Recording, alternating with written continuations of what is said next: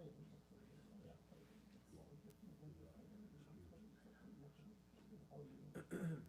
الله وملائكته يصلون على النبي يا أيها الذين آمنوا صلوا عليه وسلموا تسليما اللهم صل على محمد وآل محمد. أعوذ بالله من الشيطان الرجيم. بسم الله الرحمن الرحيم. اللهم إنه ليس لي علم بموضع رزقي وإنما أطلبه بخطرات تخطر على قلبي فأجول في طلبه البلدان فأنا فيما أنا طالب كالحيران لا أدري في سهل هو أم في جبل أم في أرض أم في سماء أم في بر أم في بحر وعلى يد من ومن قبل من وقد علمت أن علمه عندك وأسبابه بيدك وأنت الذي تقسمه بلطفك وتسببه برحمتك. اللهم فصل على محمد واجعل يا ربي رزق لي واسعا ومطلبه سهلا ومقصده قريبا ولا تعنني بطلب ما لم تقدر لي فيه رزقا فإنك غني عن عذابي وأنا فقير إلى رحمتك. فصل على محمد وآله وجد على عبدك بفضلك إنك ذو فضل عظيم. اللهم صل على محمد وآله.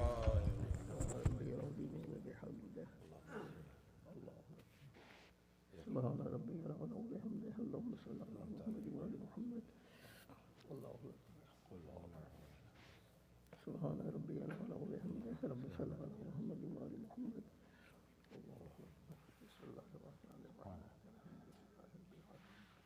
الرحمن الرحيم الرحمن الرحيم مالك يوم الدين اهدنا الصراط بسم الله الذين أنعمت عليهم غير مالك المغضوب يوم عليهم الدين ولا الضالين.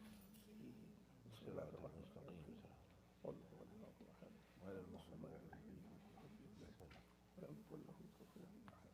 فصل لربك ربنا اغفر لي ولوالدي وللمؤمنين يوم يقوم الحساب. سبحان ربي العظيم وبحمده اللهم صل على محمد وآل محمد وعجل فرجه. سبحان ربي العظيم وبحمده اللهم صل على محمد وآل محمد.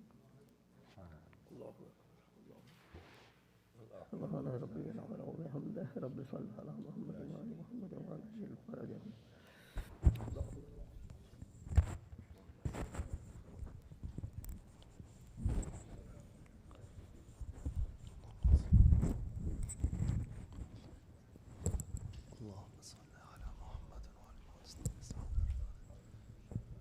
السلام عليك يا رسول الله.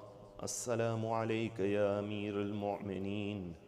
السلام عليك يا فاطمة سيدة النساء العالمين.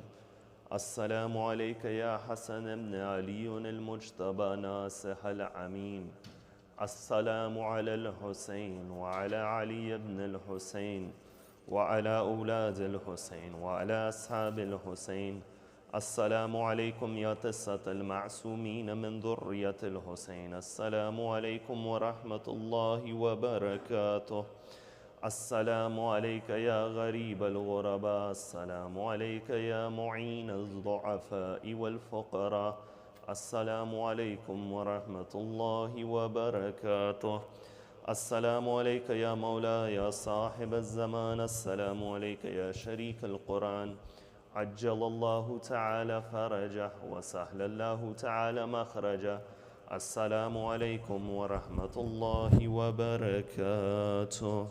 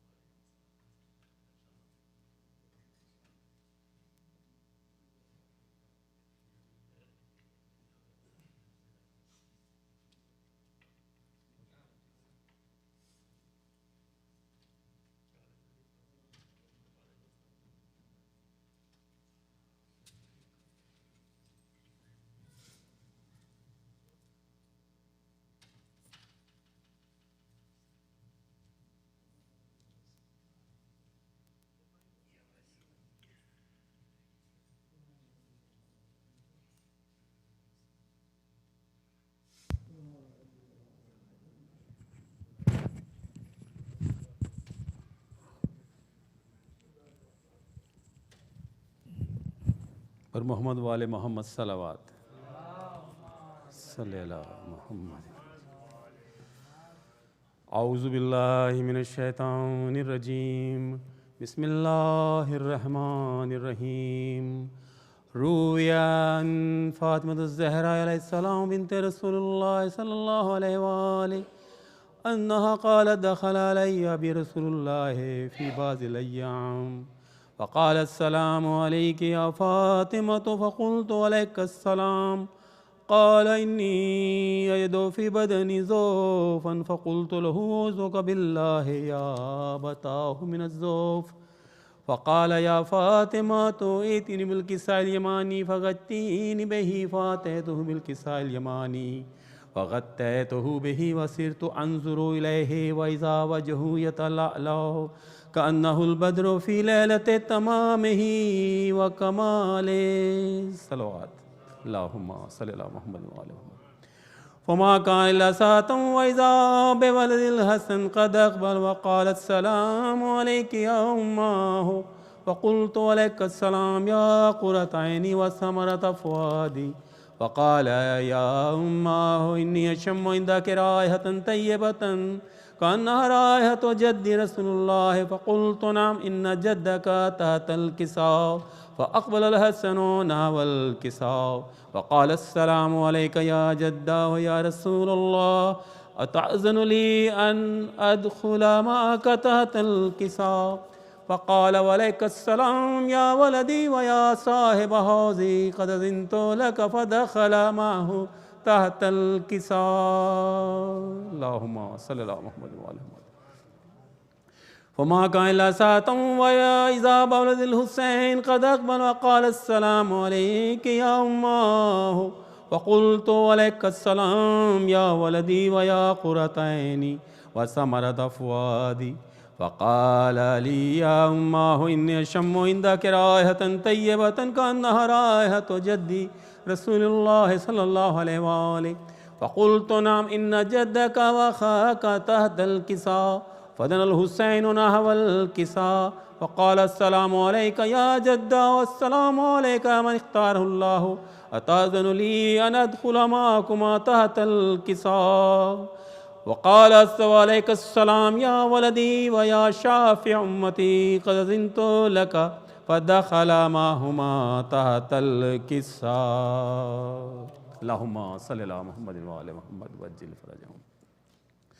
فأقبل عند ذلك أبو الحسن علي بن أبي طالب عليه السلام وقال السلام عليك يا بنت رسول الله فقلت عليك السلام يا أبا الحسن ويا أمير المؤمنين وقال يا فاطمة إني أشم عندك رائحة طيبة كأنها رائحة أخي وابن عمي رسول الله صلى الله عليه وآله فقلت نعم ها هو مع ولديك تحت الكساء فأقبل علي نحو الكساء وقال السلام عليك يا رسول الله أتأذن لي أن أكون معكم تحت الكساء قال له عليك السلام يا أخي ويا وصي وخليفتي وصاحب لواء قد أذنت لك فدخل علي عليه السلام تحت الكساء. اللهم صل على محمد وعلى محمد وجه. ثم آتيت نحو الكساء وقلت السلام عليك يا أبتاه يا رسول الله أتأذن لي أن أكون معكم تحت الكساء قال وعليك السلام يا بنتي ويا بزتي قد أذنت لك فدخلت تحت الكساء. اللهم صل على محمد وعلى محمد. فلما اكتملنا جميعا تحت الكساء أخذ برسول الله بطرف الكساء وما بيده اليمنى إلى السماء وقال اللهم إن هؤلاء أهل بيتي وخاصتي وهامتي لحمهم لحمي ودمهم دمي يؤلمني ما يؤلمهم ويحزنني ما يحزنهم وأنا حرب لمن حاربهم وسلم لمن سالمهم وعدو لمن عاداهم ومحب لمن أحبهم إنهم مني وأنا منهم فاجعل صلواتك وبركاتك ورحمتك وغفرانك ورضوانك علي وعليهم وأذهب عنهم الرجس وطهرهم تطهيرا. اللهم صل على محمد وعلى محمد. فقال اللہ عز وجل یا ملائکتی و یا سکان سماواتی انی ما خلقت سماء مبنیتا ولا ارضا مدھیتا ولا قمر منیرا ولا شمس مشعیتا ولا فلک یدور ولا بحر یجری ولا فلک یسری الا فی محبت هؤلاء الخمسة الذين هم تحت الكساء فقال الأمين جبرائيل يا ربي ومن تحت الكساء فقال عز وجل هم أهل بيت النبوة ماد الرسالة هم فاطمة وأبوها وبالها وبنوها اللهم صل على محمد وآل محمد وقال جبرائيل يا ربي أتأذن لي أن أهبط الأرض ليكون معهم سادسا فقال الله نعم قد أذنت لك فهبط الأمين جبرائيل وقال السلام عليك يا رسول الله الآلا يقرأ السلام يخصك بالتحية والإكرام ويقول لك وعزتي وجلالي إني ما خلقت سماء مبنية ولا أرضا مدهية ولا قمرا منيرا ولا شمسا مزعية ولا فلك يدور ولا بحر يجري ولا فلك يسري إلا لأجلكم ومحبتكم وقد أذن لي أن أدخل معكم وهل تأذن لي يا رسول الله فقال رسول الله صلى الله عليه وآله وعليك السلام يا أمين وهي الله إنه نعم قد أذنت لك فدخل جبرائيل معنا تحت الكساء اللهم صل على محمد وآل محمد وقال لأبي إن الله قد أوحى إليكم يقول بسم الله الرحمن الرحيم إنما يريد الله ليذهب عنكم رجال البيت ويطهركم تطهيرا وقال علي لأبي يا رسول الله أخبرني ما لجلوسنا هذا تحت الكساء من الفضل عند الله وقال النبي صلى الله عليه وآله وسلم والذي بعثني بالحق نبيا واصطفاني برسالة نجي ما ذكر خبرنا هذا في محفل من محافل أهل الأرض وفيه جمع من شيعتنا ومحبينا إلا ونزلت عليهم الرحمة وحفت بهم الملائكة واستغفرت لهم إلى أن يتفرقوا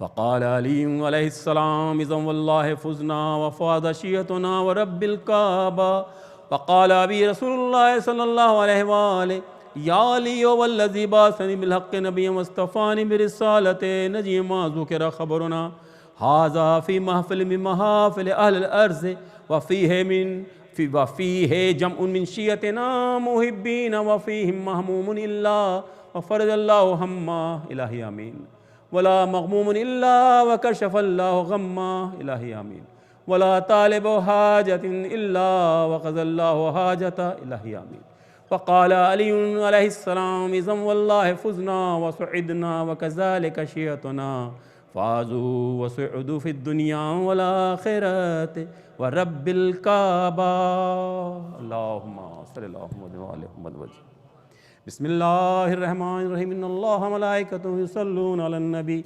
يا أيها الذين آمنوا صلوا عليه وسلموا تسليما اللهم صل على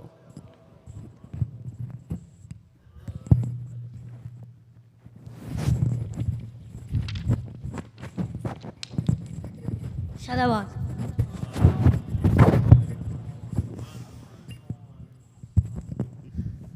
بعد دیگر بلند کر صلوات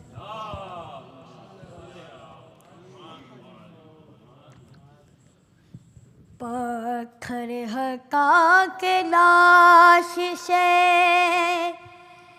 زینب بھیگی سگا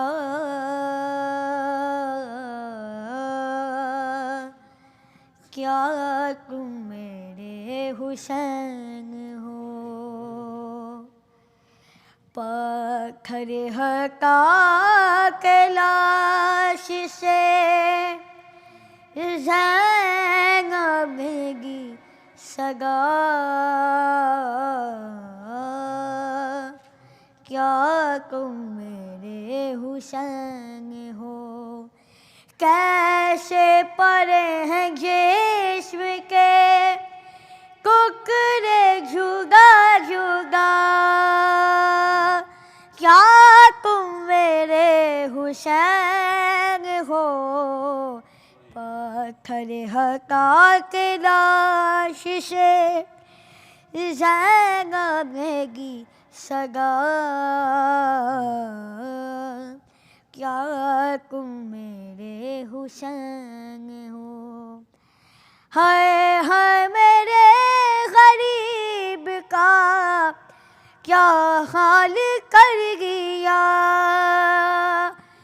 گوروں سے لاشا دشت میں پامال کر گیا پہچانوں کس طرح سے بدن سے ہے شلجوگا کیا تم میرے حسین ہو پتھر ہٹا کے لاش سے زینب گی سگا کیا تم میرے حسین ہو پہچان لوں گی میں تمہیں آواز مجھ کو دو دم توڑ کے جو دیکھا ہے کریل جوان کو آنکھوں میں اب بن کی اجالا نہیں رہا کیا تم میرے حسین ہو پتھر ہٹا کے لاش سے زینب گی سگا کیا تم میرے حسین ہو کر رہا ہے یہ بھکی کوشش کہاں کہاں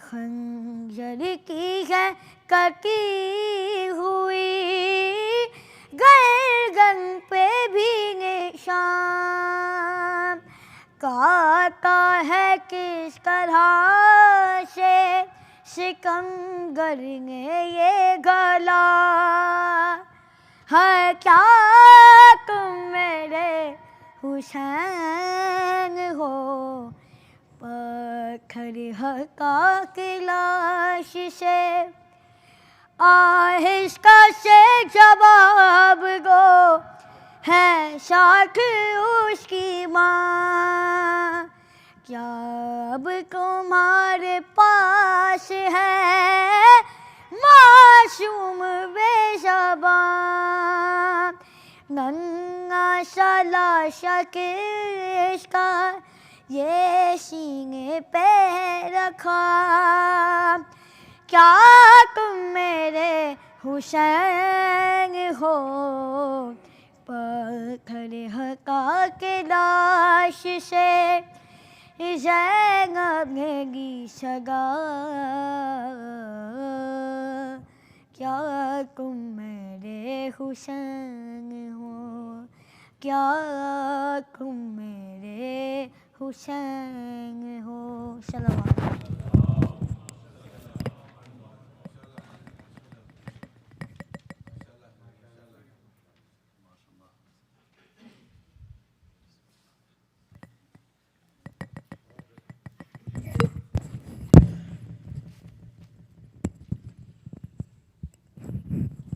پر محمد وآل محمد صلوات محمد وآل محمد سلام پیش خدمت آج بھی زینب کی آتی ہے صدا بھائی حسین آج بھی زینب کی آتی ہے صدا بھائی حسین تیرا چہرہ تیری آنکھیں بھول کب پائی حسین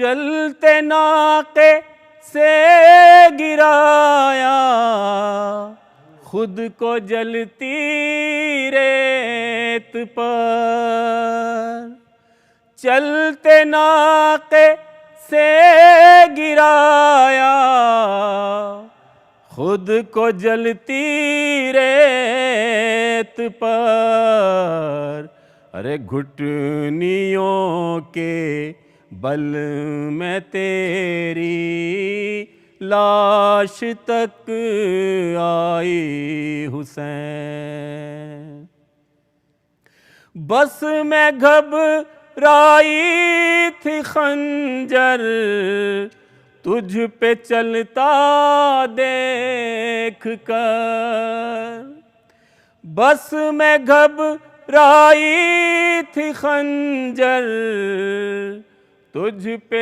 چلتا دیکھ کر، پھر کسی مشکل میں گر کے میں نہ گھبرائی حسین، تیرا چہرہ تیری آنکھیں بھول کب پائی حسین،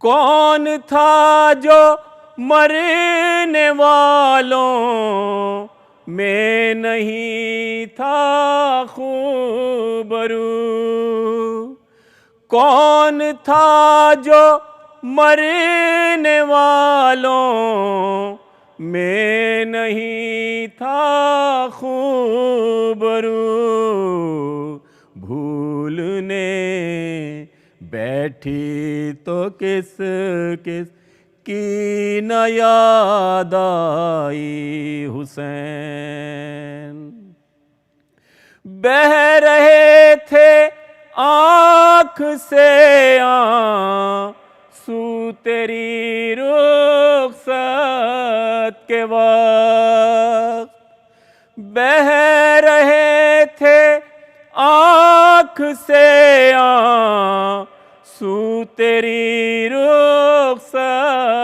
کے وقت، پھر کوئی آنسو نہ ٹپکا آنکھ پتھرائی حسین، ہاتھ میں کوزے لیے سب آسماں تکتے رہے، ہاتھ میں کوزے لیے سب آسماں تکتے رہے، ابر نے ایک بوند پانی کی نہ برسائی حسین، تیرا چہرہ تیری آنکھیں بھول کب پائی حسین، دور افتادہ سفر سے لوٹ کر میں نے نوید، دور افتادہ سفر سے لوٹ کر میں نے نوید، ٹھنڈا پانی جب پیا بس تیری یاد آئی حسین، آج بھی زینب کی آتی ہے صدا بھائی حسین، صلوات۔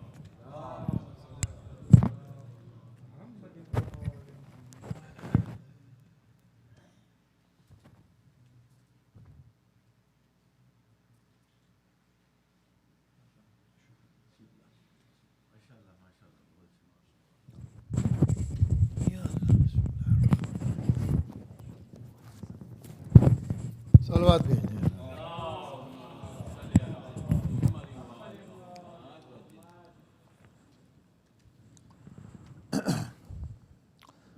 ظفر عباس صاحب کا ایک کلام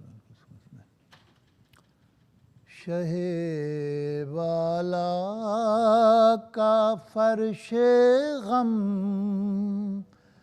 بچھائے جس کا جی چاہے شہ والا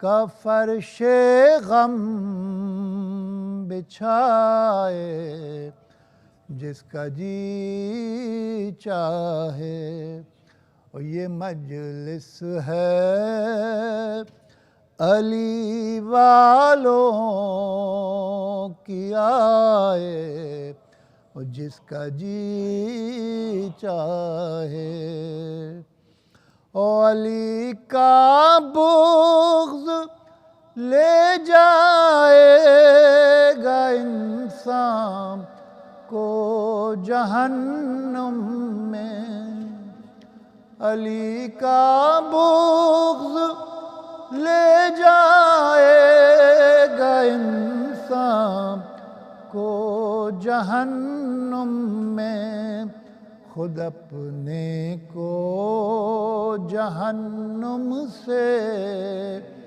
بچائے جس کا جی چاہے اور یہی پروانہ جنت بنیں گے کل سر محشر اور یہی پروانہ جنت بنیں گے کل سر محشر نشان ماتم کے سینے پر سجائے جس کا جی چاہے اور بنا کر اپنے دل میں روزے شبیر دنیا میں اور بنا کر اپنے دل میں روزے شبیر دنیا میں وہ گھر اپنا باغ جنت میں بنائے جس کا جی چاہے اور غم سرور میں بہہ کر اشک بن جاتے ہیں سب موتی غم سرور میں بہہ کر اشک بن جاتے ہیں سب موتی اور یہ موتی اپنی پلکوں پر سجائے جس کا جی چاہے اور فرشتوں نے بتایا بن کے سائل یہ زمانے کو فرشتوں نے بتایا بن کے سائل یہ زمانے کو در زہرا پہ جا کر بھیک پائے جس کا جی چاہے اور دعا دیں گی اسے شبیر کی ماں فاطمہ زہرا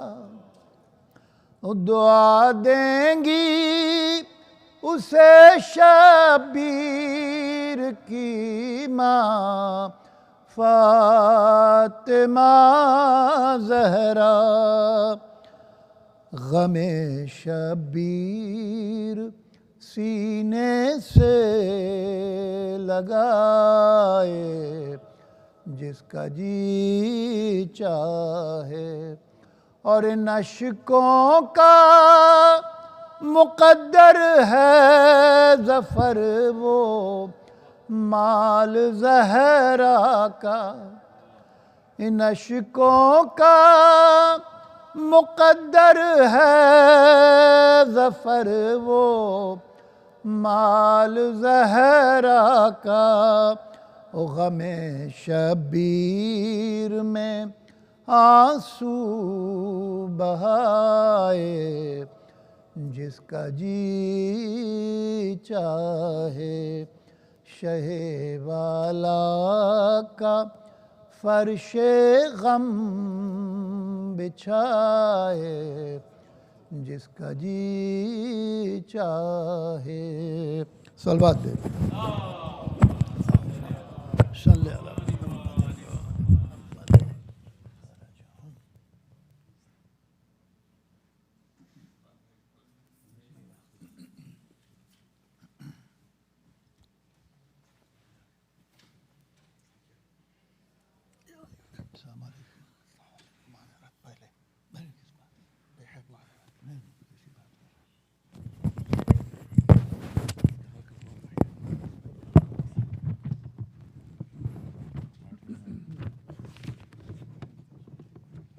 محمد و آل محمد صلوات۔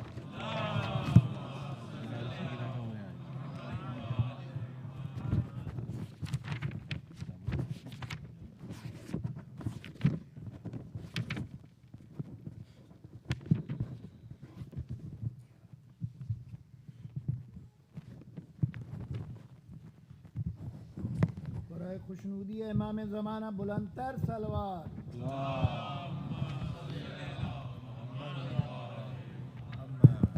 فاتحہ آج کے جو مرحومین ہمیں اسپانسر ہیں ان کے مرحومین کے لیے بسم اللہ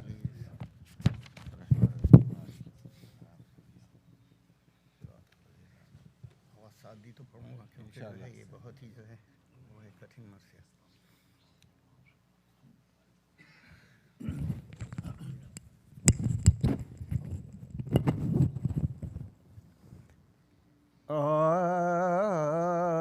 جب داغے بے کسی نہ سکینہ اٹھا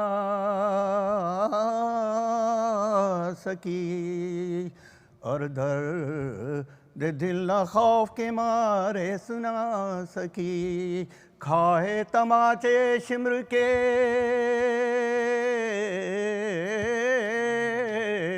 جب تک کہ کھا سکی، سن کم تھا دکھ بہت نہ برداشت، سن کم تھا دکھ بہت نہ برداشت، روئی تو ظالموں نے جفا بے شمار کی، آخر یہ جبر دے کے موت اختیار، آخر یہ جبر دے کے موت اختیار کی، گرا کی تو شمر پکارا خاموش ہو، اور چپ ہوئی تو بے پدری نے کہا کہ رو، گئے شدت عطش سے پکاری کے پانی دو، گئے یاد کر کے رہ گئی بابا کی پیاس، گئے یاد کر کے رہ گئی بابا کی پیاس کو، اور سوئی جو آنسو پہنچ کے چشمے پراب سے، ہے حسین کہہ کے پھر اٹھ بیٹھی، ہے حسین کہہ کے پھر اٹھ بیٹھی خواب، اور دل میں سما گیا تھا جو شمور لئی کا ڈر، سوتے میں کانپ کانپ کے کہتی تھی رات بھر، فریاد چھینتا ہے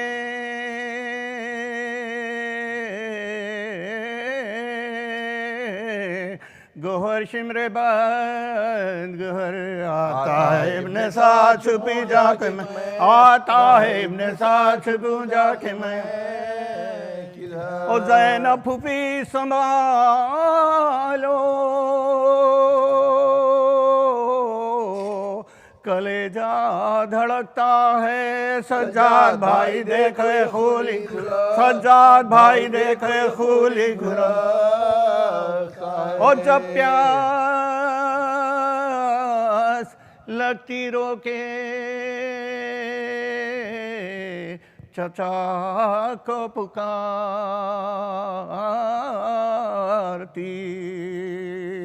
دکھتے جو کان شاہ ادا کو پکارتی آتا نہ جب کوئی تو خدا کو پکارتی جینے سے تنگ ہو کے خدا کو پکارتی جینے سے تنگ ہو کے خدا کو پکارتی او کہتی تھی نے چچانا امام زمن رہے رلوان کو دور رہے رونے رلوان کو دور رہے رونے کو حالِ شب وفات سکینہ یادگار گویا کہ اپنی مرگ تھی بے کس پہ آشکار ملتی تھی شام سے وہ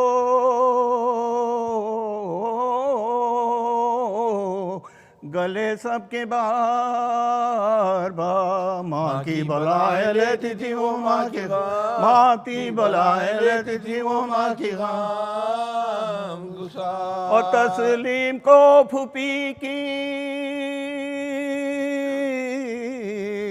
کبھی سر جھکاتی تھی بے خطا پر سب سے خطا بخشوا تھی بے خطا پر سب سے خطا بخشوا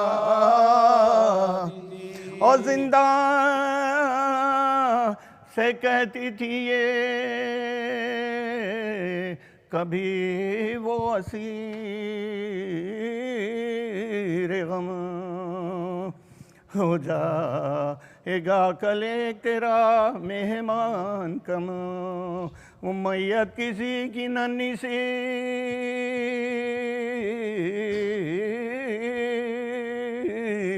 نکلے گی صبح دم بانوں سے خطاب کبھی تھا بچہ بانوں سے خطاب کبھی تھا بچہ ایک تازہ موت ہوگی نبی کے گھرانے میں اماں لٹو گی آج کی شب اماں لٹو گی آج کی شب خیر خان او بانو پکاری لٹو چکی اب لٹوں گی کیا بی بی نام لٹنے کا لو تم پہ میں فدا گو چھنے تماچے لگے کانشا ہوا لٹنے سے میری بی بی کا پر دل نہیں لٹنے سے میری بی بی کا پر دل نہیں اور زینب کی پشتنوں کے سنا سے فگار ہے پر میری پیاری لٹنے کی امیدوار پر میری پیاری لٹنے کی امیدوار ہے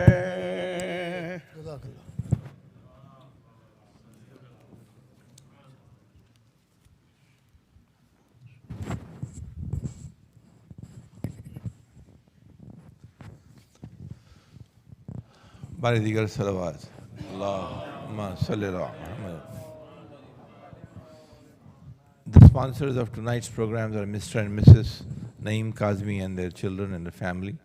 Please recite a Surah Fatiha for the marhumeen of the families of Mr. and Mrs. Naeem Kazmi. Bismillahirrahmanirrahim. Iyyaka na'budu wa iyyaka nasta'in. Ghayril maghdubi alayhim waladdallin. Bismillahirrahmanirrahim.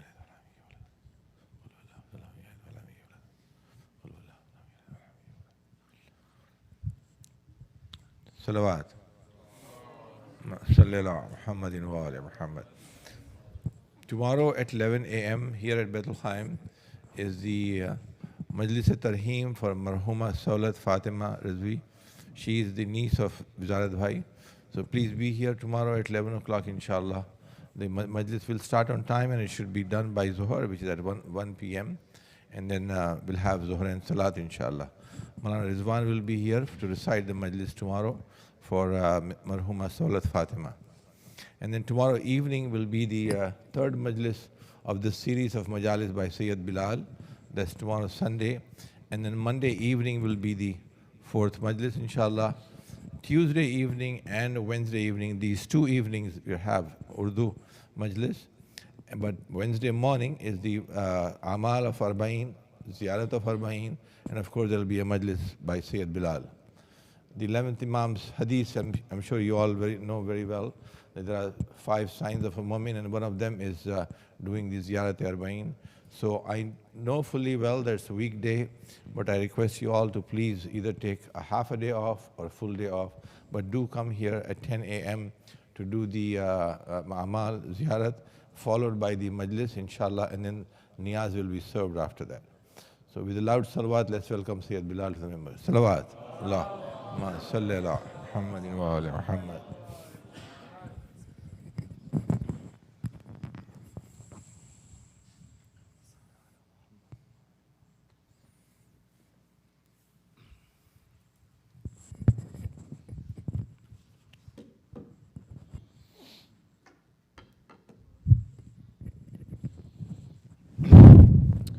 رحم الله من قرأ سورة الفاتحة.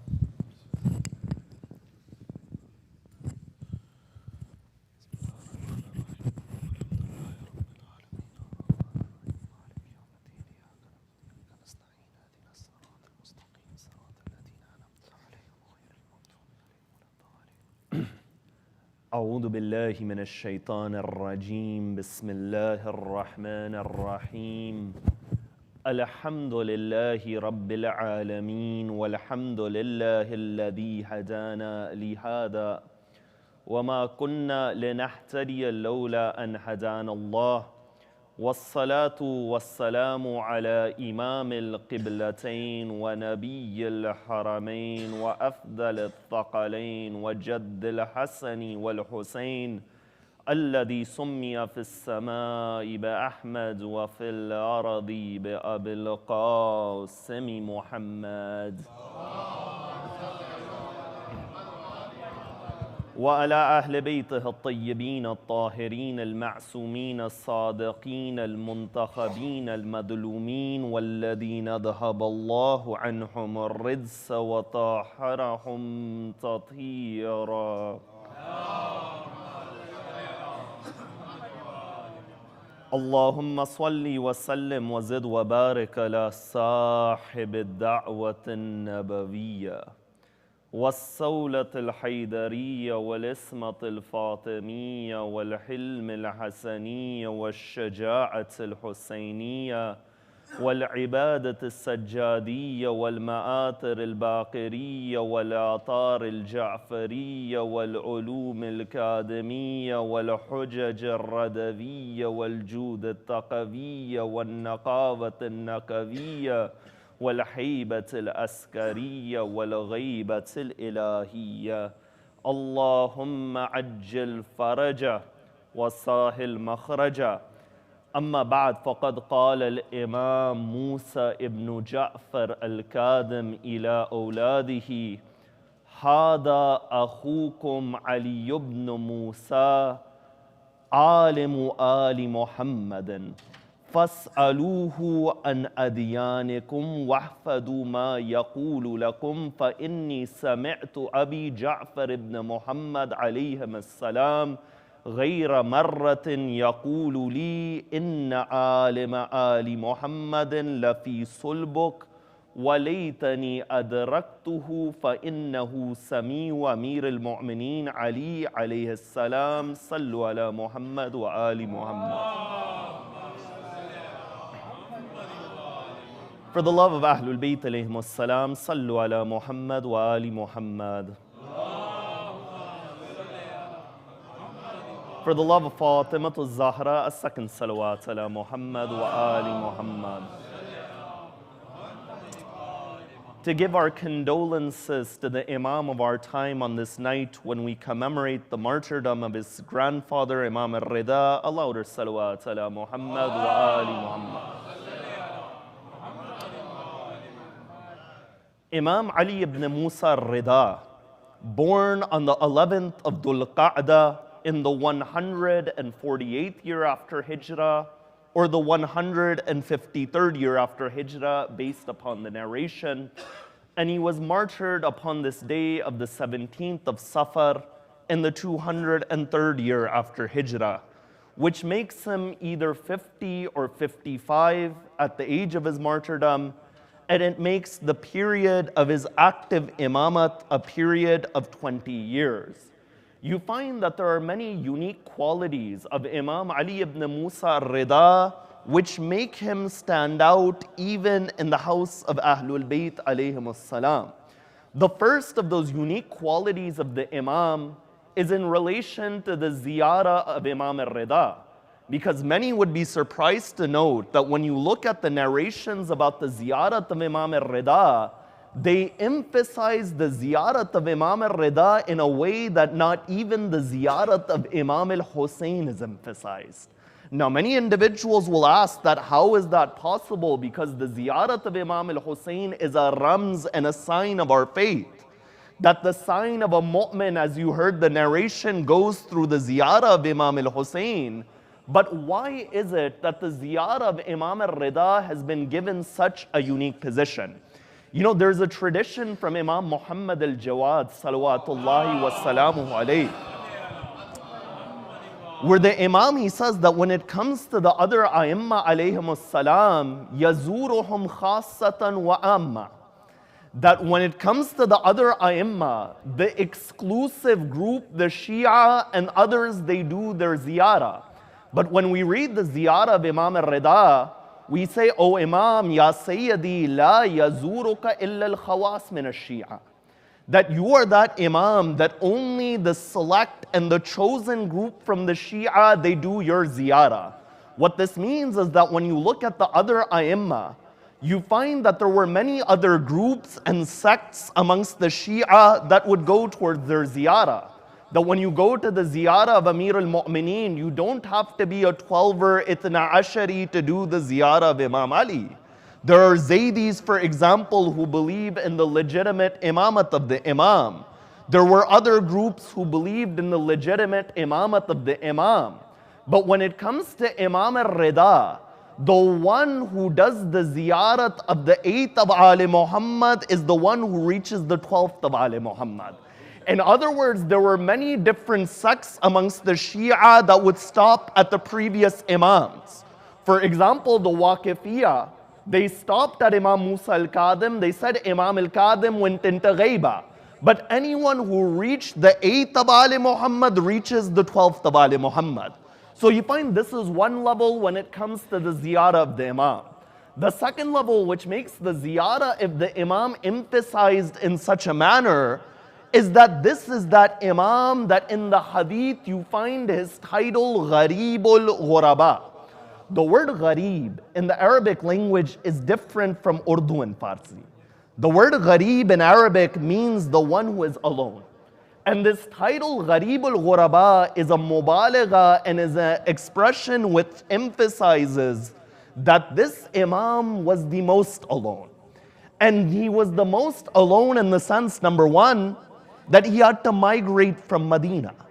That you find that the first 47 or 52 years of the Imam, depending on the narration, are spent in Medina.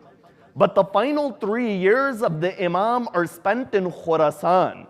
Because of the great distance of Khurasan from Medina, you find that this Imam is considered Ghareeb al-Ghuraba. But no, at a second level, when you look at the graves of the A'imma alayhim salam, there is no one who is buried alone. That Rasulullah is buried with the Imams from Baqi. Amir al-Mu'mineen is buried by the Prophets Adam and Nuh. Imam al-Hussein is buried by the Shohada Aba Fadl Abbas alayhi salam. You find in Kadmain, Imam al-Qadim is buried with Imam al-Jawad. You find in Samara, Imam al-Hadi is buried with Imam al-Askari. But that leaves one lonely grave in Khurasan, the grave of the one who was considered Ghareebul Ghuraba. So you find at the level of the ziyarah, this is the first quality which makes Imam al-Ridha unique from all of the A'immah. The second quality which makes Imam al-Ridha unique is that he was given a title which was not given to anyone else.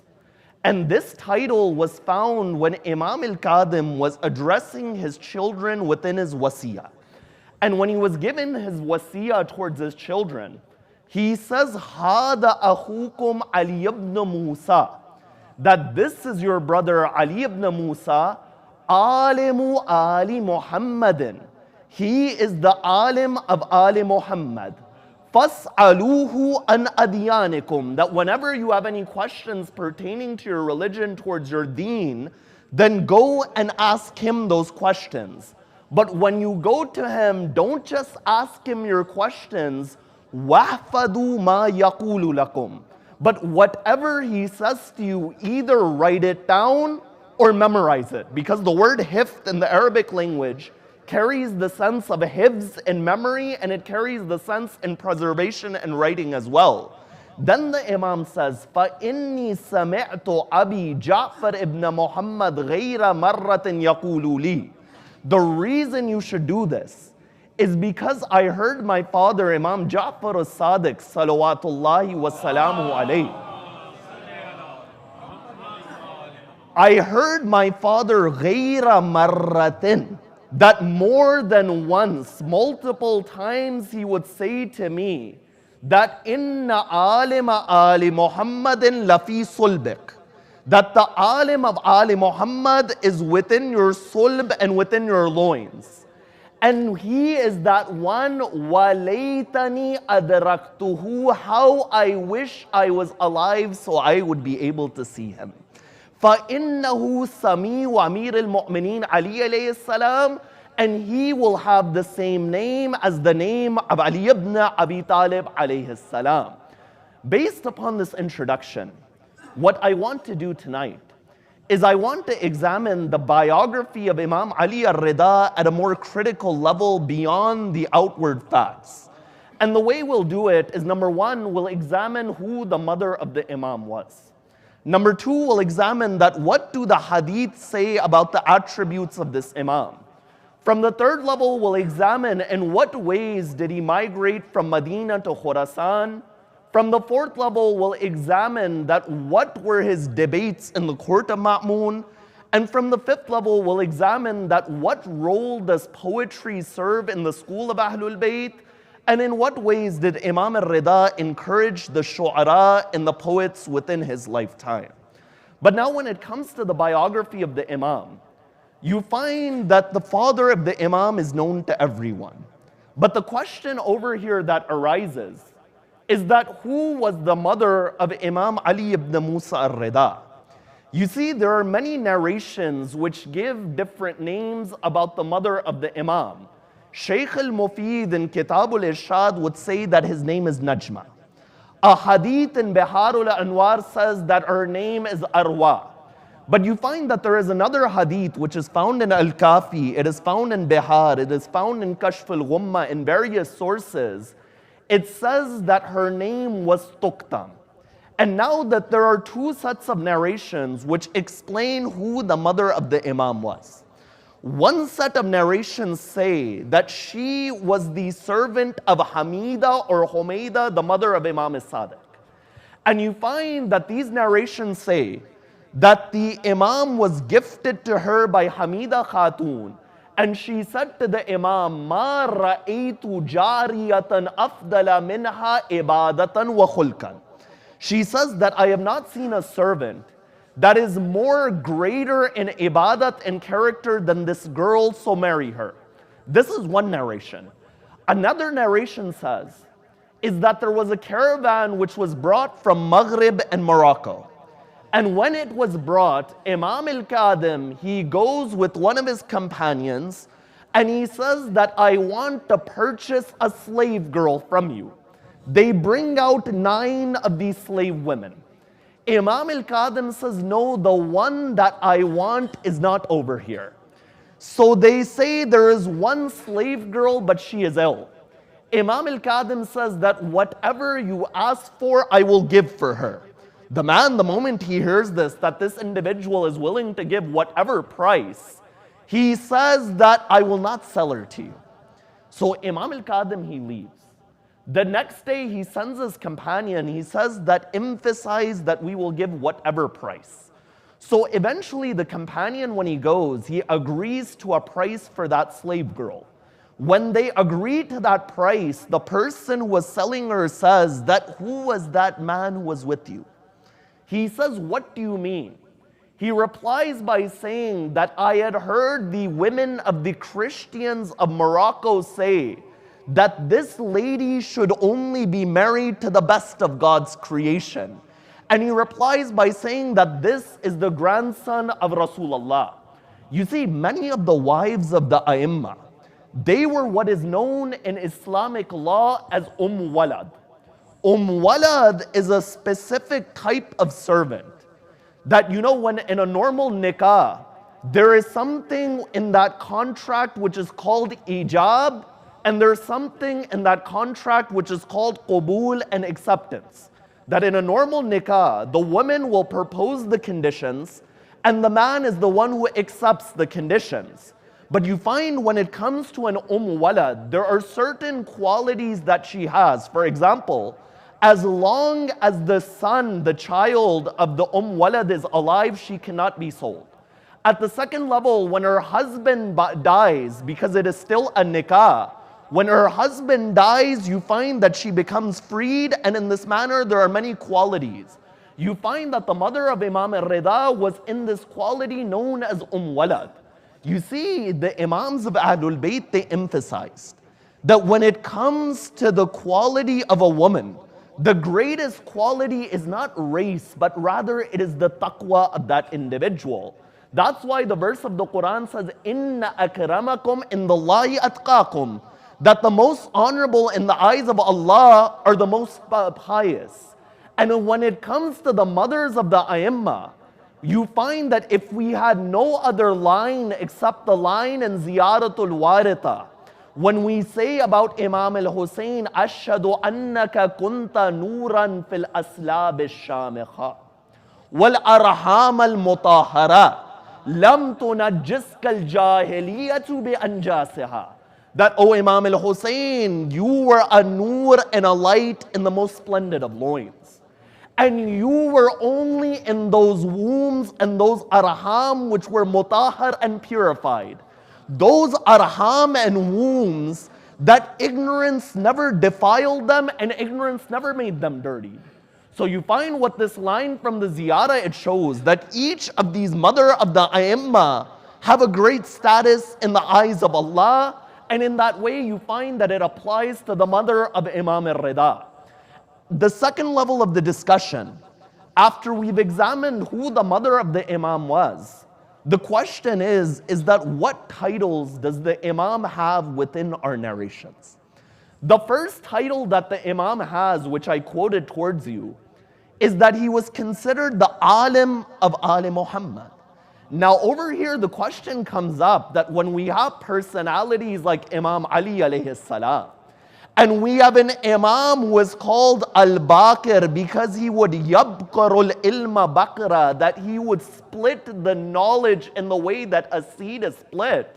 Why is it that Imam al-Ridha is being called the alim of Ali Muhammad? Over here, when we examine the seerah and the biography of Ahlul Bayt, we find that there were 3 important stages when the knowledge of Ahlul Bayt, it became zahir and apparent after the death of Rasulullah. The first of those stages, of course, is in the life of Amir al-Mu'mineen alayhi salam. Because when we examine Amir al-Mu'mineen, there is no other Imam who gave as many khutbah and sermons as Imam Ali. Because of the circumstance of the Imam being the Khalifa, you find that he was able to openly give sermons. And in this way, Amir al-Mu'mineen alayhi salam was giving the foundation of what is to come later, to the extent that none in the Muslim Ummah gave that foundation. You know, somebody like Ibn Abbas was called a Hibrul Ummah, that he was called the ink of this Ummah for the amount that he would write about the Quran. You know, one day they come to Ibn Abbas and they say, Aina ilmuka min ilmi ibn ammik? That what is your knowledge in comparison to the knowledge of your cousin Ali ibn Abi Talib? You know what Ibn Abbas replies by saying? He says, Ka nisbati qatratil matar ila al-bahr al-muhit. That my knowledge is like a drop of rain when it is placed within the ocean in relation to the knowledge of Ali ibn Abi Talib. That I am not even a drop within an ocean when it comes to his ilm. So you find the first stage, Imam Ali alayhi salam gives the bunyad and the foundation.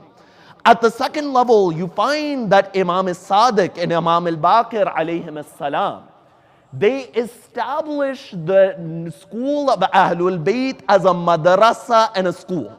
What that means is you find there is a clarified system of law.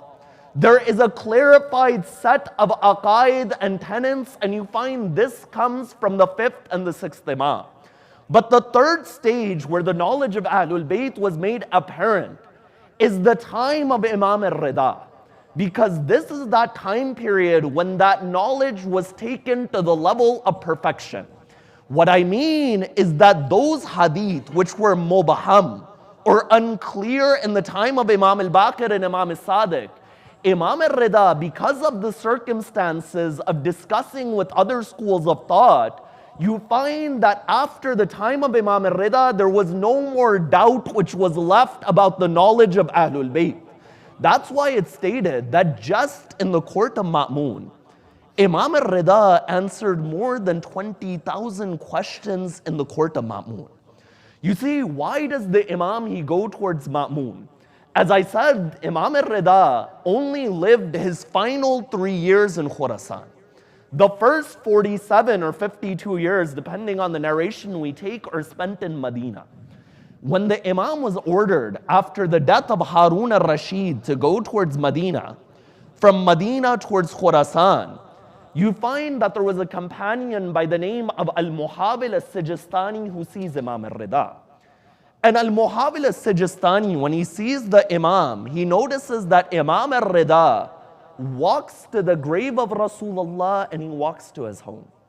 And then he walks to the grave of Rasulullah and he walks to his home.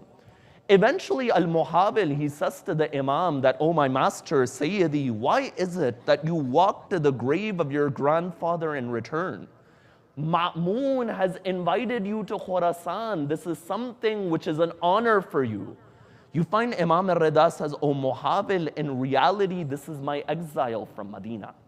In reality, I will never return towards Medina. So you find that what Ma'muni orders is that he orders that Imam al-Ridha is not taken to the main route towards Khurasan. Because if you have a personality as grand as the grandson of Rasulullah who is well known towards the Ummah, then to take him through the main route would cause problems for him. So he takes him through the northern route. And amongst the northern route, one of the places that Imam al-Ridha stops is in Nishapur. You know, Nishapur was a hub of scholarship. It's stated that when Imam al-Ridha stops in Nishapur, 24,000 individuals had gathered according to certain narrations because they had heard the grandson of Rasulullah was coming. And when they gathered in front of Imam al-Ridha, they said, Ya Yabna Rasulullah, give us one narration from your grandfather. You know, it's stated on that day they brought pen and paper with them.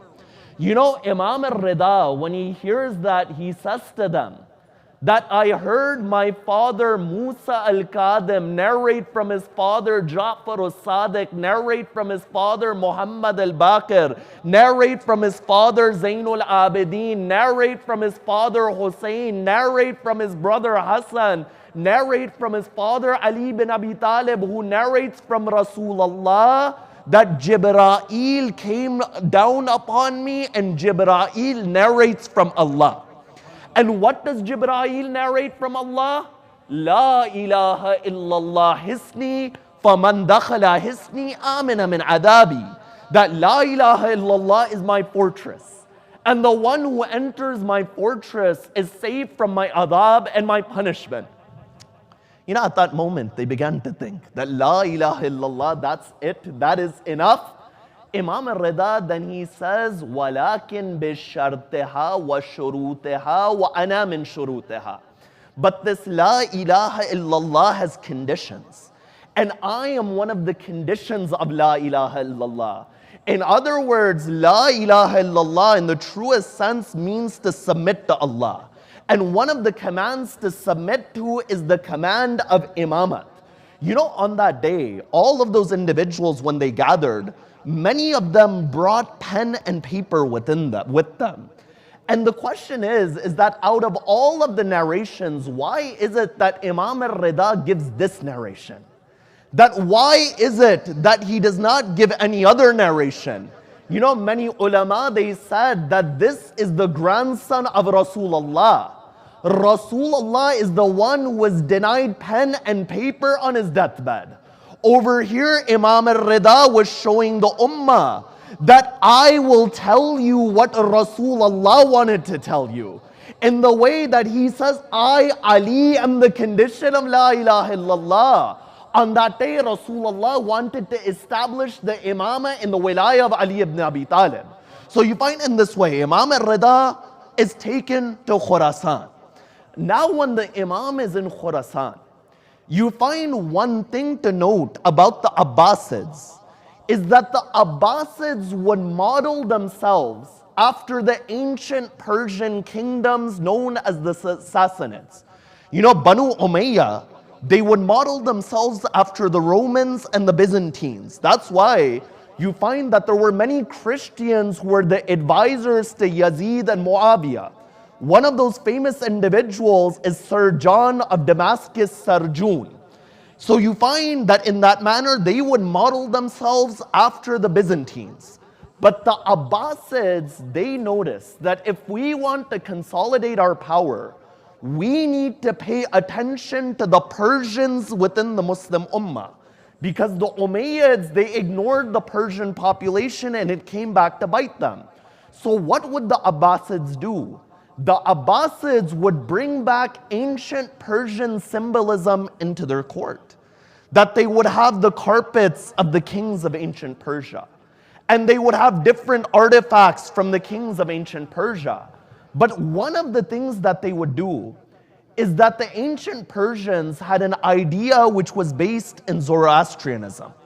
And that idea, it said, that all of knowledge belongs to our kingdom and it belongs to Zoroaster. So it is our job to reclaim that knowledge.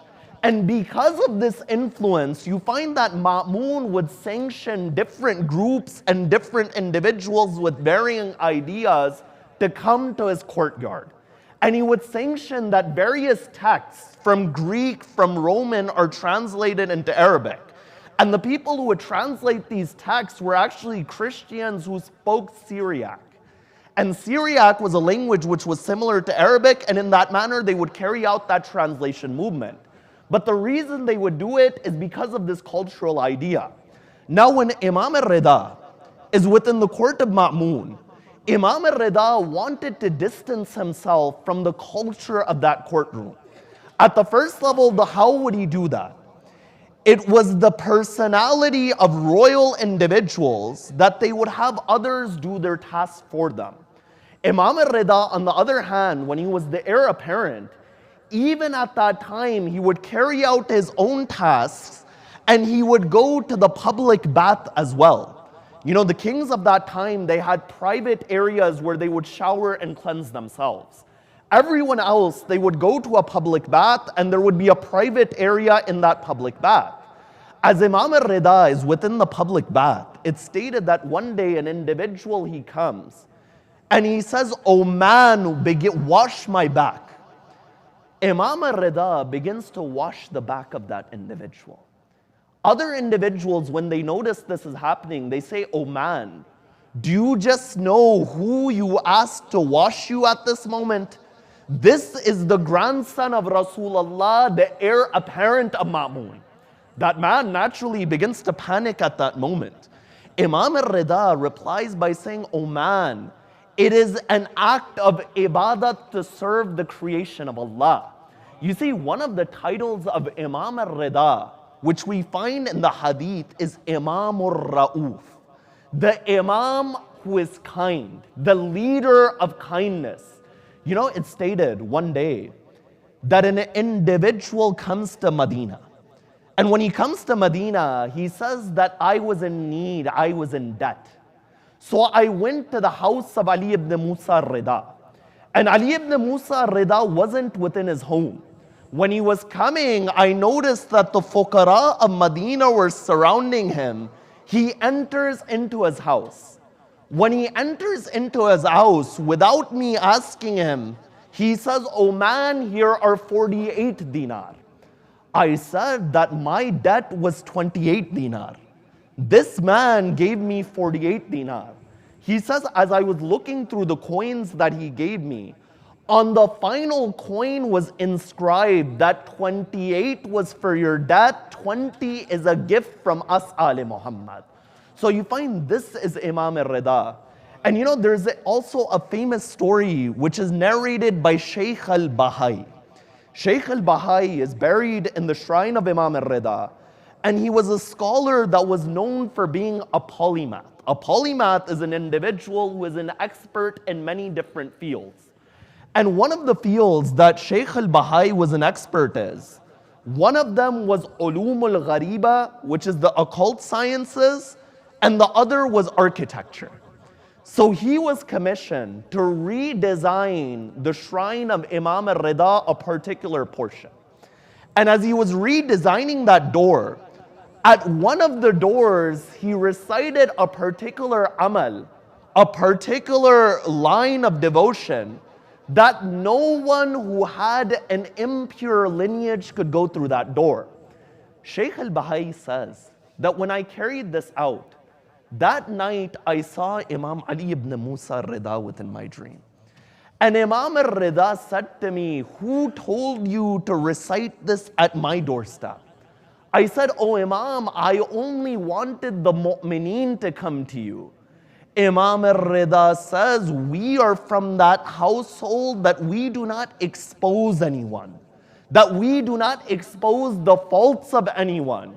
You know, one hadith that says that, oh man, if you want Allah to conceal your fault on the day of judgment, then conceal the faults of the mu'mineen and the believers. So you find in this manner, Imam al-Ridha would go against the culture of that courtroom, because even though he was forced to be the heir apparent of Ma'mun, Imam al-Ridha said that I will accept this position, number one, that I will not give an order. Number two, I will not appoint anyone to office. And number three, I won't remove anyone from office. In other words, you have given me this title as a name, but I do not want anything to do with this title. So when Imam al-Ridha is in the court of Ma'mun, one day Ma'mun, he tells a servant within his court, who was an Iraqi servant by the name of Nawfali. He said, Nawfali, go and get Ali ibn Musa al-Ridha. I have gathered many people from various faiths in this courtroom, and I want him to debate these individuals. When Nawfali, he goes to Imam al-Ridha, Imam al-Ridha notices that Nawfali is worried. He says, oh Nawfali, do you not have belief in us? This individual was a Shia. Nawfali says, yes, I have belief in you. But those individuals that Ma'mun has invited to his courtyard, they are not ulama, but they are mutakallimun. An alim is that individual, when he knows the truth, he submits to the truth. But a mutakallim is a debater. So he says, these are those individuals, if you say Allah is one, they'll twist your words. And if you say Muhammad sallallahu alayhi wa alihi wa sallam, If you say that Muhammad is a messenger, they'll twist your words. You know what Imam al-Ridha says? Imam al-Ridha says, O Nawfali, undur ila ma'moon, ida unadirul masiyihin bi injilihim. That look at the face of Ma'moon when I answer the Christians by the Bible, and I answer the Jews by the Torah, and I answer the Zoroastrians fi lughatihim in their language, and I answer the Romans in Latin. At that moment, look at the face of Ma'moon. You know, when Imam al-Ridha goes out into that courtyard, the highest of the scholarly figures of that time were gathered. You find Jatalik, the head of the Catholics, was there. Ra'sul Ja'lud, the head of the Jews, was there. Nistasa Rumi, a famous Roman medical professional, was there. The head of the Hindus, the head of the Sabians, all of them are within that courtyard. When Imam al-Ridha enters that courtyard, you find that Ma'moon, he turns to the head of the Catholics, Jatalik, first. And he says, O Jatalik, debate with my cousin. Jatalik says that how can I debate a man that I do not share a common book with him? You know, when you have a discussion with somebody, there needs to be a common ground based upon which you discuss. The man, he says, that he does not believe in the same book as me. Imam al-Ridha says to that man, if I answer you from the Bible, will that be enough for you? He says, of course, the Bible is our book. We believe within the Bible. You find that Imam al-Ridha says, very well, then we'll discuss from the Bible. He says to him that you individuals have taken Christ as your Lord, that you believe that divinity is within Christ. Why is it that you believe that Christ is divine? He says that when you look at the miracles of Christ, Christ would bring the dead back to life, and he would heal the leper. This can only be carried out by somebody who is divine. Imam al-Ridha says that when you look in the Bible, there is the mention of an individual by the name of Hizkiel or Ezekiel. Ezekiel brought 35 individuals from death to life. Why do you not make him a Lord? That after that, Imam al-Ridha says, there is also the story of Ibrahim. That when Ibrahim said, I want yaqeen and certainty, Ibrahim cut 4 birds and he placed them in 4 different areas. Ibrahim then called upon them and they returned to Ibrahim. If you are making Isa divine because he brought the dead back to life, Ibrahim also did the same thing. Then Imam al-Ridha says, 70 individuals from Banu Israel went to Musa. And they said, O Musa, show me your Lord. Allah at that moment struck them with a thunderbolt. And Musa makes a dua and they come back to life. Why do you not make them their Lord? So you find at that moment, this individual is not able to answer. After that, Imam al-Ridha says, very well. You asked me about my stance concerning Isa.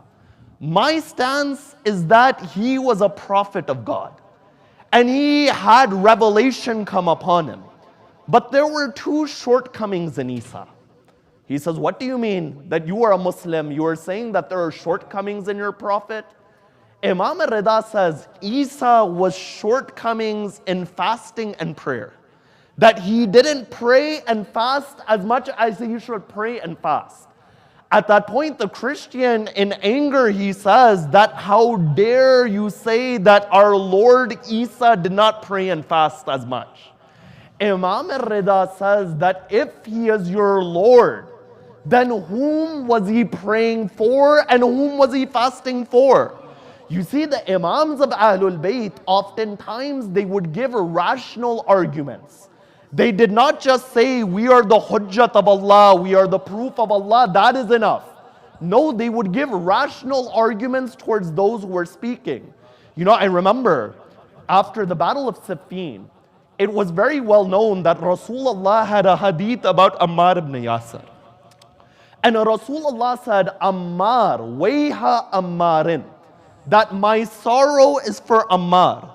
تَقْتُلُهُ فِئَةٌ بَاغِيَةٌ. A rebellious group will kill Ammar ibn Yasir. You know, when the side of Muawiyah recognizes that Ammar was killed on the side of Amir al-Mu'mineen, you know what rumor they began to spread? They began to say that Ammar came to fight with Ali. Thus, Ali is the killer of Ammar ibn Yasir.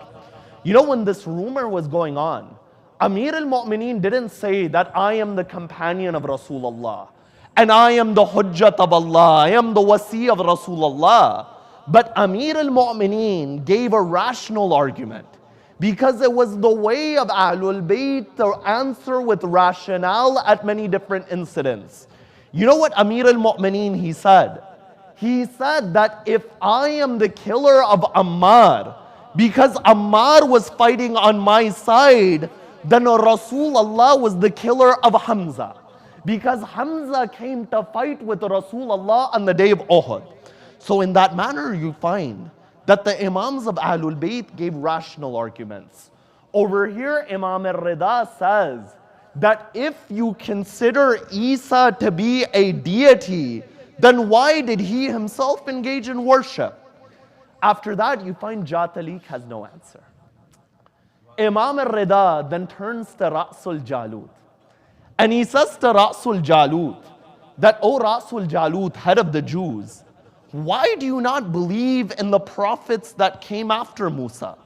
He says Musa had mu'jizat. Musa had that al-Yadul Bayda, the luminous hand. And Musa had his asa and his staff. Imam al-Ridha says the prophets after Musa had greater mu'jizat. That Isa brought the dead back to life, that Rasulullah had his mu'jizat, that he split the moon. You find that individuals said that we did not see their miracles. You know what Imam al-Ridha says? He says if your argument is that you did not see their mu'jizat, did you see the miracles of Musa? You were not alive in the time period of Musa. So if that argument applies there, then it applies over here as well. You find in this manner, Imam al-Ridha would answer individual after individual. But one more feature of Imam al-Ridha when he was in the court of Ma'mun is that naturally you find that in the courts of the Khulafa, there would be many famous shu'ara and poets over there. Because poetry was the media and the entertainment of that time. You know, anyone who has studied Arabic adabiyat, Arabic literature, they know the name of Abu Nuwas. You cannot speak about Arabic literature without mentioning Abu Nuwas. You know, one day a man says to Abu Nuwas, you are an individual who hasn't left drinking. You are an individual who does all of these things. You've lived such a life, but you have never recited poetry for the grandson of Rasulullah, Ali ibn Musa al-Ridha. You know what Abu Nuwas says? He says, Taraktu dhikrahu i'daman lahu. The reason that I have not mentioned him is to honor this individual.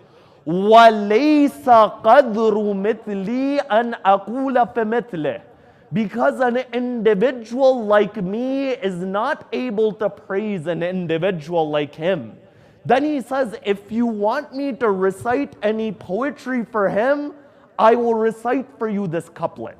And you know what that couplet was? He says, La astati madha imamin, kana Jibrilun khadiman le abihi. That how am I to praise an imam? That Jibreel was the servant of his father. You see, Imam al-Ridha, in his lifetime, would encourage many of the shu'ara and the poets to write about Ahlul Bayt. Another individual was an individual by the name of Delran al-Khuzai. You know, Delran, he comes to the Imam and he recites a famous qasida that Madarisu ayatin khalat min tilawatin.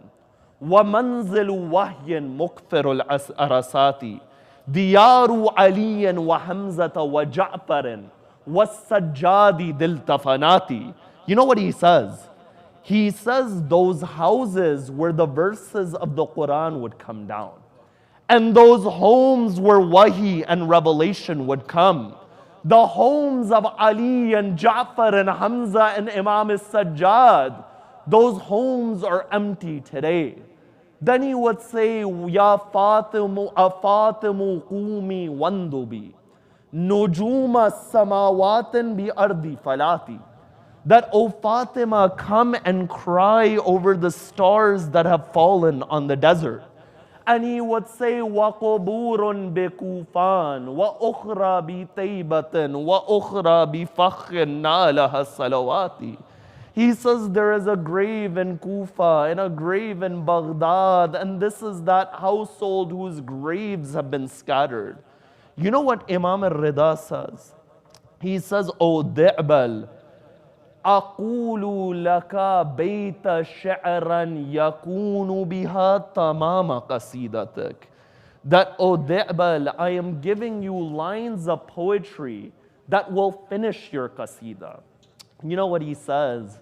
He says, وَقَبْرٌ بِتُوسٍ يَا لَهَا مِن مُصِيبَةٍ. He says, O Di'bal, in the way there is a grave in Baghdad, and there are all of these different graves, O Di'bal, there will also be a grave in Tus whose musiba will be graved, O Di'bal al-Khuzai. You know, Imam al-Ridha, when he goes to the court of Ma'mun for the final time, he tells his famous companion by the name of Abul Salt that, O Abul Salt, I am going to the court of Ma'mun. And O Abul Salt, if my aba and my cloak is upon my shoulder, then come and speak with me. Nothing has happened. But if my aba is upon my head, then know that I have been poisoned. You know, Imam al-Ridha, he goes to the court of Ma'mun. And Ma'mun, he places poisoned grapes in front of Imam al-Ridha. Imam al-Ridha refuses to eat from them. Ma'mun says, if you don't eat this, then it is my sword that you will taste. Imam al-Ridha, he eats those poisoned grapes. You know, it's stated that Imam al-Ridha would live close by to the court of Ma'mun.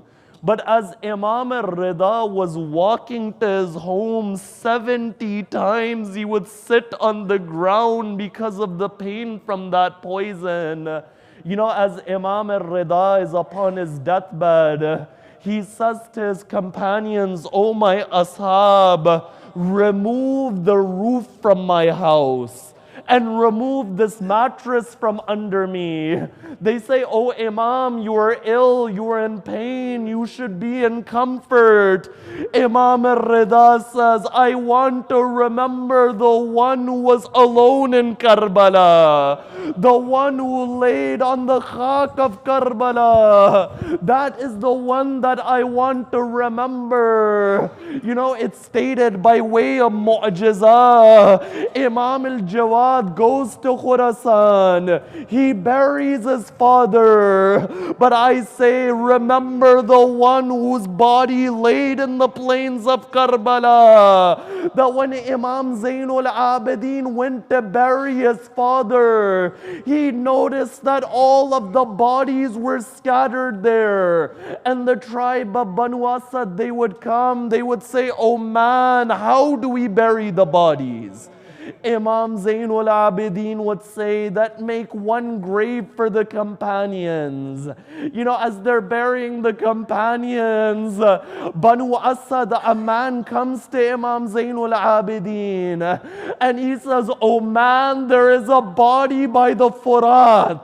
When we pick one side of the body, the other side it falls on the ground. And when we pick the other side of the body, the other side it falls on the ground. The Imam says, that is the body of my uncle Abbas, I'll bury that body. Then the Imam says, step back, for I will bury my father.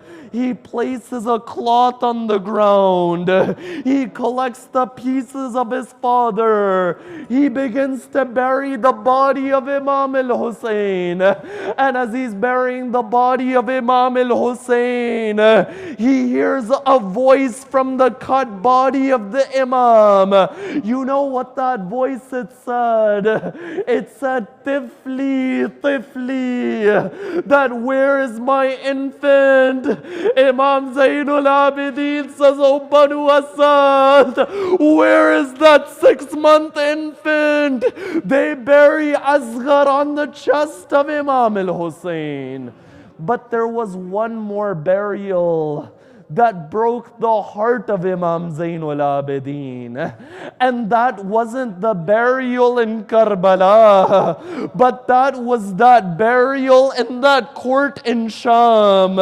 You know, as Imam Zainul Abidin was giving ghusl towards that 3.5-year-old daughter of Imam al-Hussein, Sakina, it stated that Imam Zainul Abidin began to cry. They say, oh Sajjad, why are you crying? He says that when I saw the body of my sister, I saw that there was bruise after bruise on her body. That when she would cry, the army of Umar bin Saad, they would whip the daughter. Ala la'natullah ala al-qawm al-zalimin. Matam Hussein. Ya Hussein.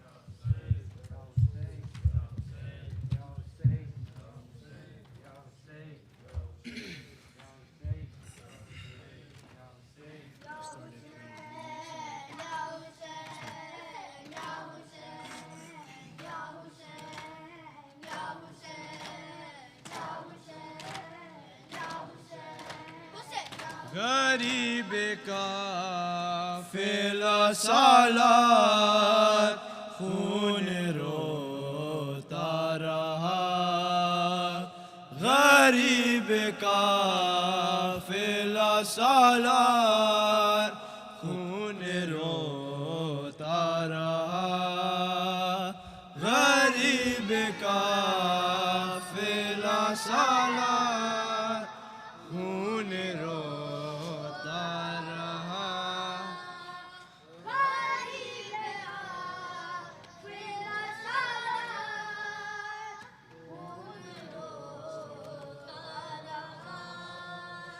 गरीब का फिला सालात खून रोता रहा गरीब का फिला सालात खून रोता रहा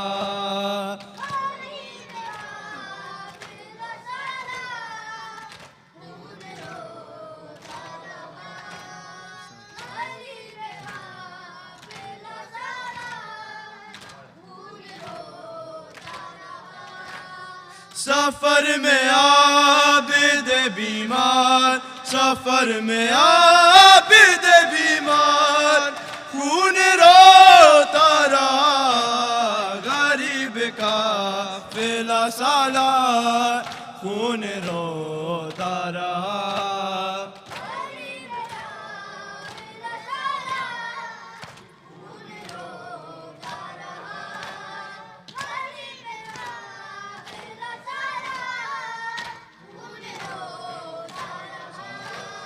सफर में आबिद बीमार सफर में आबिद बीमार खून रोता रहा गरीब का फिला सालात खून रोता रहा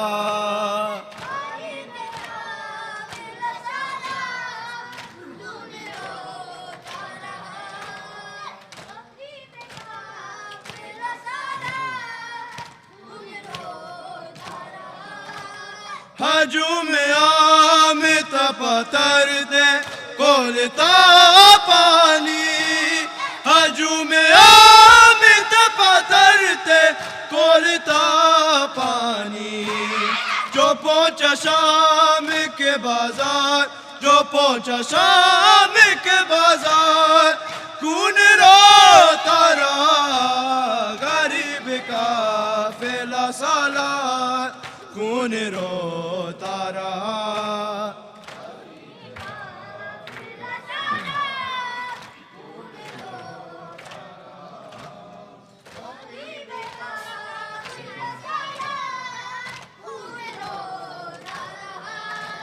سکینہ یاد تھی بائی کے سامنے جو کبھی سکینہ یاد تھی بائی کے سامنے جو کبھی بہن کی دیکھ کے رخسار بہن کی دیکھ کے رخسار خون روتا رہا غریب کا فیلا سالار خون روتا رہا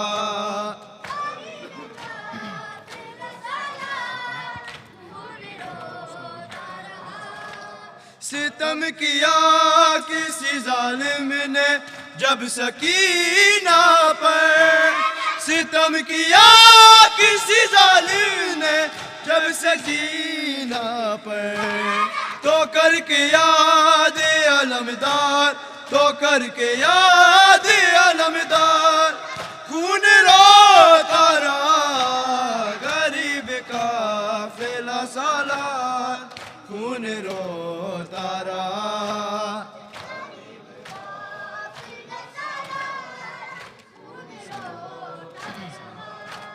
سفر میں عابد بیمار سفر میں عابد بیمار خون روتا رہا غریب کا فیلا سالار خون روتا رہا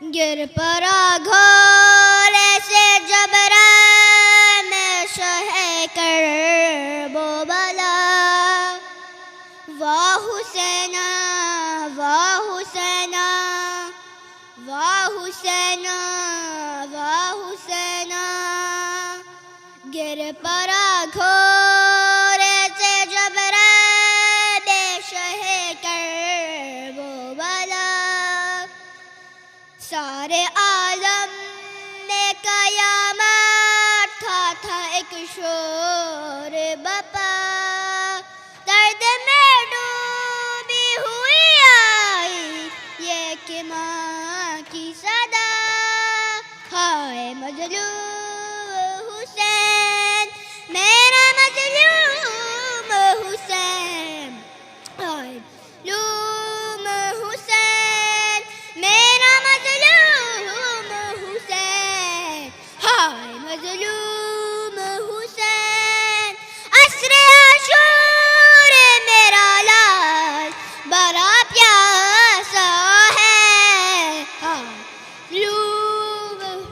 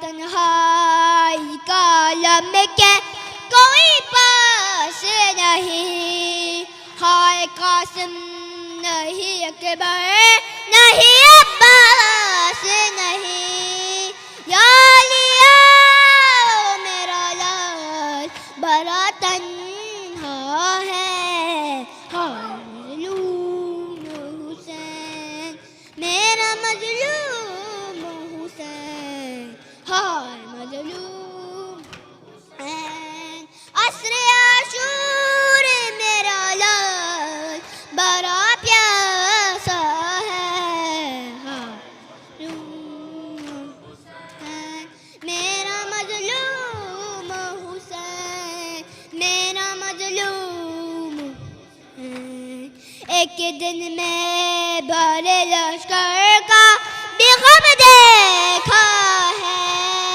اس نے عباس کا کبر کا بھی غم دیکھا ہے، دفن کر کے علی اصغر کو ابھی آیا ہے، ہائے میرا مظلوم، ہائے مظلوم حسین، عصر عاشور میرا لال بڑا پیاسا ہے، مظلوم حسین میرا مظلوم حسین، میرا مظلوم حسین، ہائے چھلنی ہے جگر پھر بھی نہیں رویا ہے، کتنی دن سے تو میرے لال نہیں سویا ہے، اور میری گود میں سو جا تو بہت جاگا ہے، ہائے مظلوم حسین میرا مظلوم،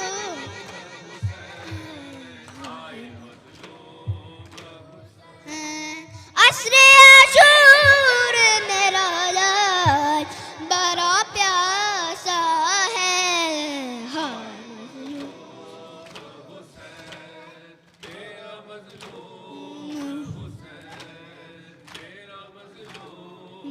حسین، ہائے یہ بہر خدا حشر بپا ہے بابا، شمر خنجر لیے بالی پہ کھڑا ہے بابا، آپ کے پیار نواسے کا گلا کٹتا ہے، ہائے مظلوم حسین میرا مظلوم حسین، ہائے مظلوم حسین، عصر عاشور میرا لال ایسا ہے، ہائے مظلوم حسین میرا مظلوم حسین، میرا مظلوم حسین، یا حسین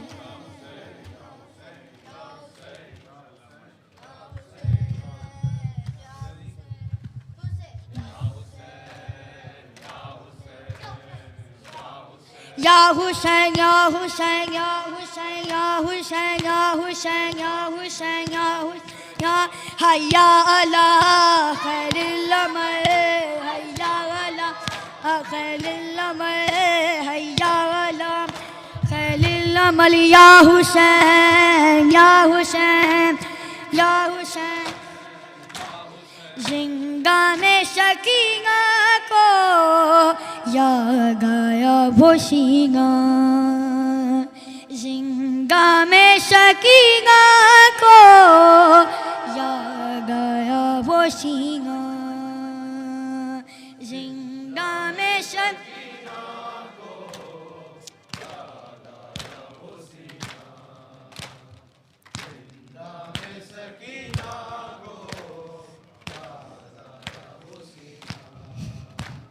زندہ میں سکینہ کو یاد آیا وہ سینہ، زندہ میں سکینہ کو یاد آیا وہ سینہ، زندہ میں سکینہ شکی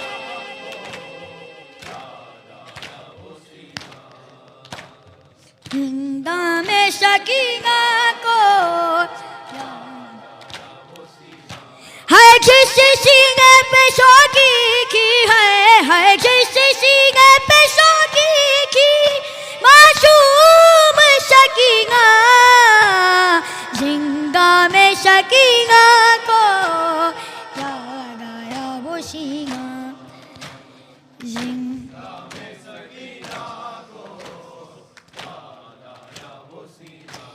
زندہ میں شکینہ کو یاد آیا وہ سینہ زندہ میں شکینہ کو یاد آیا وہ سینہ زندہ میں شکینہ کو یاد آیا وہ ترس ذرا ظالم بابا کو نہ روؤں گی میں گود میں مگر کی آرام سے سوؤں گی بیرم لائیگوں گے ہے بیرم لائیگوں گے فریاد سنی گا زندہ میں شکینہ کو یاد آیا وہ سینہ زندہ میں شکینہ کو زندہ میں شکینہ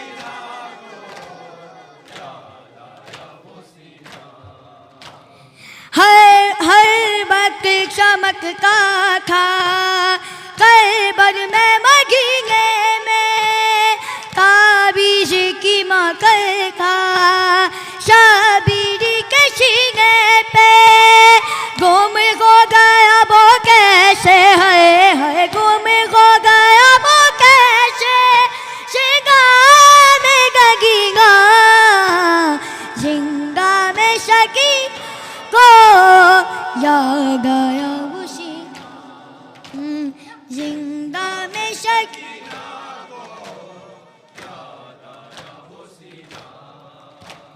سجاد جو زندہ سے ہو گی ختم کیری جا کے نا یہ شگرا سے تم کو ہے قسم میری میں دفن ہوئی زندہ میں دفن ہوئی زندہ میں آباد مگی گا زندہ میں شکی کو یاد آیا وہ سینہ زندہ میں سکینہ کو یاد آیا وہ سینہ یہ زندہ میں سکینہ کو یاد آیا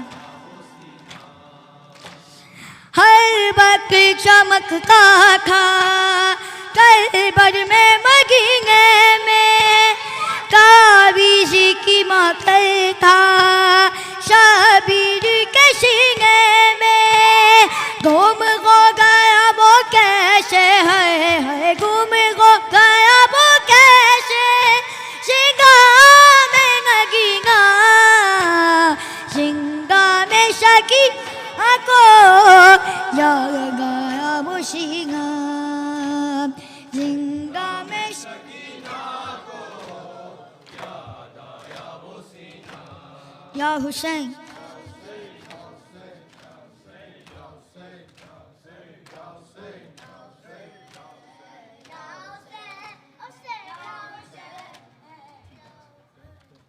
یا حسین یا حسین یا حسین یا حسین یا حسین یا حسین یا حسین آیا بد خورو کے سفر کردہ پہ کمر جھکایا بد خورو کے سفر کردہ آیا بد خورو کے سفر کردہ پہ کمر جھکایا بد خورو کے سفر کردہ پیغمبر جھکایا رو کے سفر کردہ پیغمبر جھکایا رو کے سفر کردہ اے پہلا عزادار زینب دے کھلے سردا پیغمبر جھکایا بد رو رو کے سفر کردہ پیغمبر جھکایا رو رو کے سفر کردہ پیغمبر جھکایا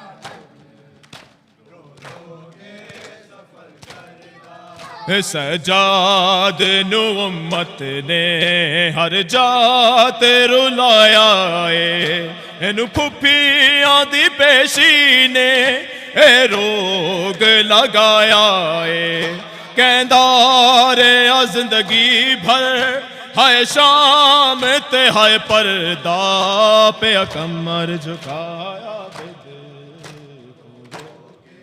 سفر کردہ پیغمبر جھکایا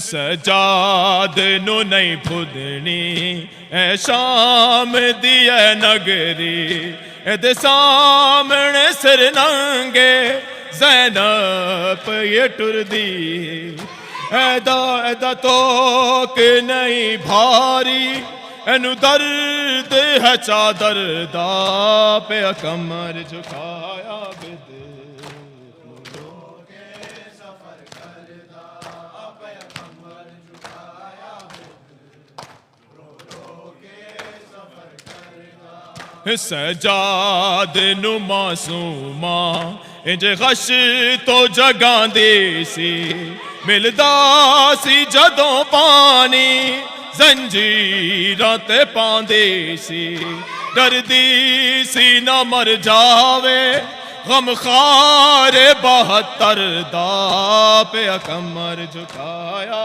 بد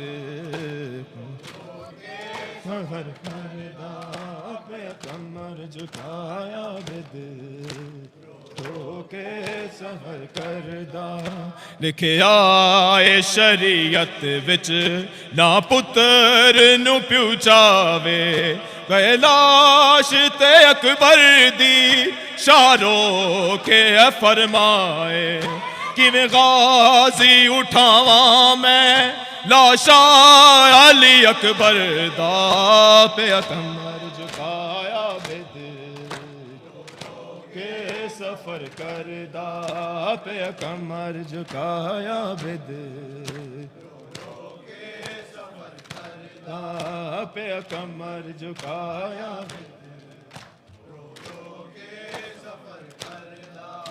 کرو شرم سجاؤ نا تسی لوگ بازارانو کوئی تے دیو چادر اجسانی زہرانو اے منتا علی عابد امت دی پیا کردہ پیغمبر جھکایا بد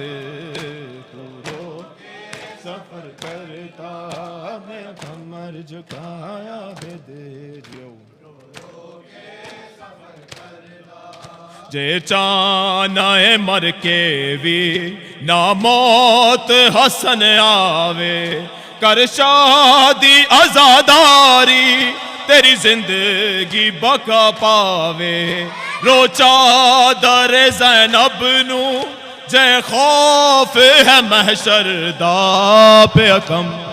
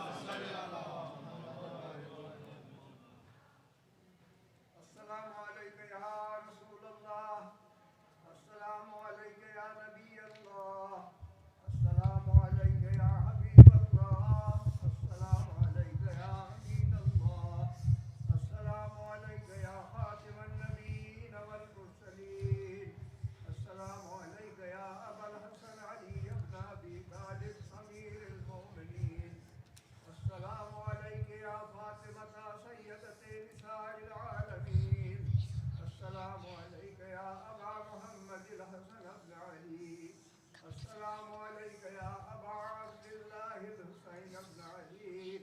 السلام عليك. السلام عليكم أئمة المسلمين علي بن الحسين ومحمد بن علي وجعفر بن محمد وموسى بن جعفر وعلي بن موسى ومحمد بن علي وعلي بن محمد والحسن بن علي والحجة بن الحسن القائم المهدي. السلام عليك يا صاحب العصر والزمان. الأمان الأمان الأمان من فتنة الزمان. السلام عليك يا شريك القرآن. السلام عليك يا إمام الإنس والجان. عجل الله فرجك وسهل الله مخرجك وظهورك ورحمة الله وبركاته. بسم الله الرحمن الرحيم. اللهم كل وليك مجد بن الحسن صلواتك عليه وعلى آله في هذه الساعة وفي كل ساعة وليا وحافظا وقائدا وناصرا ودليلا وعينا حتى تسكنه أرضك وتمتعه فيها طويلا برحمك يا أرحم الراحمين. الله